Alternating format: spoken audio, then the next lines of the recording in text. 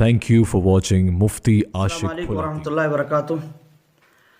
नाज़रीन, ईद उल फितर का मौका बिल्कुल करीब हो गया है और लॉकडाउन का ज़माना बढ़ा दिया गया, लेकिन ऐसे में हमारी ज़िम्मेदारी बनती है कि हम अपने इस खुशी के मौके को खूब अच्छे तरीक़े पर अपनाएं, अच्छे से अच्छा अंदाज में मनाएं और एक अच्छा और बेहतरीन शहरी होने की हैसियत से हम अपनी खुशी को एक दूसरे से बांटें। चुनांचे आज हम बात कर रहे हैं उन सुन्नतों की जो ईद के दिन हम इख्तियार करेंगे, उनको अपनाएंगे तो उससे हमें इंशाअल्लाह बहुत ज़्यादा फ़ायदा होगा, नूरानी कैफियत हमें हासिल होंगी, बरकतें हासिल होंगी और वो आमाल हमारे लिए अजर व सवाब का बाइस बनेंगे। चुनांचे हमें इस बात का एहतमाम करना है कि ईद उल फितर के दिन हम जमात के साथ फजर की नमाज़ अदा करें। ये फ़र्ज़ है, ज़ाहिर है कि सुन्नत नहीं है, बल्कि तो फ़र्ज़ है कि नमाज फ़जर जमात के साथ अदा की जाए, इसलिए कि आज का दिन हमारे लिए खुशी का दिन है। सवेरा बेदार होंगे तो हमें एहतमाम करने का मौका मिल जाएगा। ईद उल फितर के दिन अल्लाह के नबी सल्लल्लाहु अलैहि वसल्लम से बहुत से अमाल साबित हैं। चुनांचे आप सल्लल्लाहु अलैहि वसल्लम से आज के दिन एहतमाम के साथ गुस्ल करना साबित है। आप सल्लल्लाहु अलैहि वसल्लम गुस्ल फरमाते थे। मिसवाक करना साबित है। आप सल्लल्लाहु अलैहि वसल्लम की मुअक्कद तरीन सुन्नतों में से एक सुन्नत मिसवाक भी है। इसी तरह से ईद उल फितर के दिन जिस्म के ज़ेबाइश व आराइश करना, जो जिस्म में ज़ायद बाल हैं उनको निकालना, तराशना, मूछें तराशना और सर के बाल वग़ैरह जो मुमकिन हो, जो भी जिस्म की ज़ेबाइश व आराइश हो सकती है उसको हम इख्तियार करें। बदन में खुशबू लगाएं, अच्छी और बेहतर खुशबू जो भी मैसर आ जाए उस खुशबू का हम इस्तेमाल करें, इसलिए कि ख़ास तौर पर इज्तिमाइयत का मौका है, हमारे जमा होने का मौका है। ऐसे मौके पर आप सल्लल्लाहु अलैहि वसल्लम खुशबू का इस्तेमाल फरमाया करते थे। बेहतरीन और अच्छे से अच्छे कपड़े पहनना, नए कपड़े पहनना हदीस से साबित नहीं है, बल्कि अच्छे कपड़े पहनना, जो भी कपड़े हमारे पास रखे हुए हैं उन कपड़ों को पहनना, उम्दा कपड़े पहनना। आप अलैहिस्सलातु वस्सलाम सुर्ख डोरिये की चादर ईद उल फितर और ईद उल अज़हा के मौके पर ज़ेबतन फरमाया करते थे। इसी तरह से एक मौके पर हज़रत उमर रज़ियल्लाहु अन्हु ने आप सल्लल्लाहु अलैहि वसल्लम के लिए एक रेशम की चादर ख़रीदी और आप सल्लल्लाहु अलैहि वसल्लम को हदियतन देते हुए फरमाया कि आप ये ख़ास तौर पर जब वफूद आया करें बाहर से इस्लाम कबूल करने के लिए, इस्लाम के बारे में जानने के लिए, आप इसको ज़ेबतन फरमा लिया करें, या ईदैन के मौके पर आप इसको ज़ेबतन फरमाएँ। आप सल्लल्लाहु अलैहि वसल्लम ने ये कहते हुए मना फरमा दिया कि ये उन लोगों का लिबास है जिनका आखिरत में कोई हिस्सा नहीं है।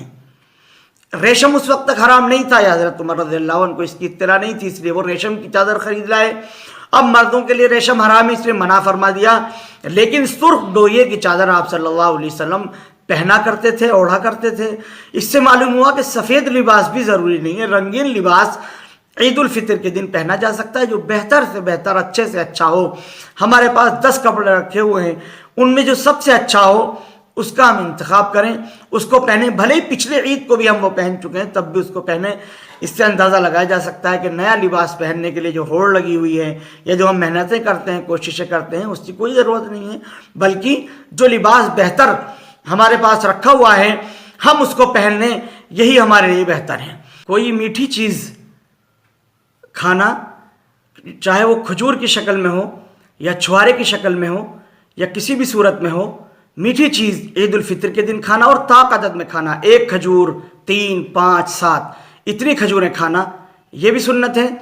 इसी तरह से ईदगाह जाने से पहले पहले या अपने घर में नमाज ईद अदा करने से पहले पहले सदक़तुल फ़ित्र अदा कर देना।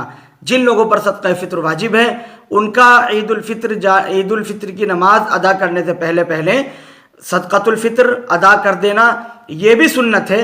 अगर किसी ने अदा नहीं किया है तो बहरहाल वो उसकी ज़िम्मे लाजिम रहेगा, ज़िंदगी में कभी ना कभी उसको अदा करना पड़ेगा। बेहतर यह है कि ईद उल फित्र की नमाज से पहले पहले उसको अदा करें। अब हम ईद उल फित्र के लिए निकलते हैं तो ईदगाह की तरफ जाना, यह आप सल्लल्लाहु अलैहि वसल्लम की सुन्नतों में से एक सुन्नत है कि ईदगाह का आप सल्लल्लाहु अलैहि वसल्लम इंतखाब फरमाते थे। अगरचे आप सल्लल्लाहु अलैहि वसल्लम के ज़माने में جب زیادہ لوگ ہوئے تو مسجدوں میں بھی نماز پڑھنا ثابت ہے، صحابہ کرام کا مقرر کر دینا کہ آپ کو فلاں مسجد میں نماز پڑھانی ہے یہ بھی ثابت ہے۔ اور اب تو چونکہ لاک ڈاؤن کا زمانہ، عیدگاہوں میں یا مساجد میں جانے کی تو اجازت نہیں ہوگی، البتہ اپنے مقام پر ہم رہتے ہوئے ان سنتوں کا اہتمام کریں۔ آپ صلی اللہ علیہ وسلم سے عیدگاہ جانے کے لیے جو ہے ایک راستے سے جانا، دوسرے راستے سے واپس آنا، پیدل جانا، جو ہے چل کر کے جانا، یہ آپ صلی اللہ علیہ وسلم سے ثابت ہیں۔ اسی طرح سے راستے میں تکبیر تشریق کہتے ہوئے جانا، اللہ اکبر لا الہ الا اللہ واللہ اکبر وللہ الحمد، یہ تکبیر آہستہ آواز سے تکبیر کہتے ہوئے جانا عید الفطر میں اور عید الاضحیٰ میں یعنی بقرعید میں بلند آواز سے کہتے ہوئے جانا ثابت ہے۔ تو ہم اپنے گھر پر رہیں تو اس تکبیر کا ورد کرتے رہیں، تکبیر تشریق کا ہم ورد کرتے رہیں، یہ ہماری کوشش ہونی چاہیے، ہمارا اہتمام ہونا چاہیے۔ تو یہ کچھ مسنونات ہیں جن کا آپ علیہ السلام بہت زیادہ اہتمام فرماتے تھے۔ ہم اہتمام فرمائیں گے تو ہمیں سنتوں کا ثواب ملے گا، ہمارے اعمال کے اندر نورانیت آئے گی۔ اب اسی میں عید الفطر کی نماز کا جو وقت ہے کہ عید الفطر کی جو نماز کا وقت ہے وہ سورج نکلنے کے کچھ وقت کے بعد، اتنی دیر بعد کہ سورج ایک نیزے کے بقدر آسمان میں بلند ہو جائے، 20-25 منٹ بعد تک جو ہے اس کا وقت شروع ہو جاتا ہے، آدھا گھنٹے بعد کر سکتے ہیں۔ سورج نکلنے کے آدھا گھنٹے بعد عید الفطر کی نماز ادا کریں، اور اس کا وقت زوال تک رہتا ہے، زوال شمس تک، جو آفتاب سورج کے جو ہے وہ ڈھلنے کا وقت ہوتا ہے، جو ہے زوال کا وقت جس کو ہم کہتے ہیں وہ وقت ہے، اس وقت تک یہ وقت باقی رہتا ہے۔ تو طلوع آفتاب سے زوال تک وقت رہتا ہے، اور اگر کسی وجہ سے اجتماعیت کے ساتھ پوری قوم کی سب لوگوں کی نماز عید نکل گئی تو اس بات کی گنجائش ہے کہ اگلے دن اسی وقت میں نماز عید ادا کر لی جائے۔ البتہ اگر کسی ایک دو آدمی کی نکل گئی ہے تو وہ کوشش کرے کہ دوڑ دھوپ کر کے جہاں مل جائے وہاں پڑھ لیں، لیکن اگر وہاں بھی نہیں مل پائی ہے تو پھر اشراق کی 2 رکعت، پھر 2 رکعت ایک سلام سے علیحدہ علیحدہ 4 رکعت پڑھ لیں، بہتر ہے۔ اگرچہ یہ نماز عید کا بدل نہیں ہوگی لیکن اس سے تشفی ہو سکتی ہے، یہ کیا جا سکتا ہے۔ یہ عید الفطر کا اب موقع ہے، لاک ڈاؤن کی وجہ سے یا حالات اس طرح کے چل رہے ہیں، ہم یہ کہیں کہ صاحب ہم تو کالی پٹی باندھیں گے، ہم تو سوگ منائیں گے اور یہ سوگ کا موقع ہے، ایسا ہرگز نہیں ہے۔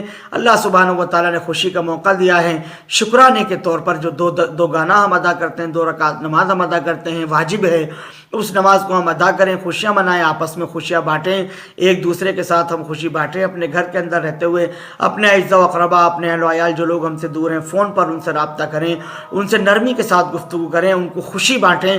یہ موقع ہے عید الفطر کا۔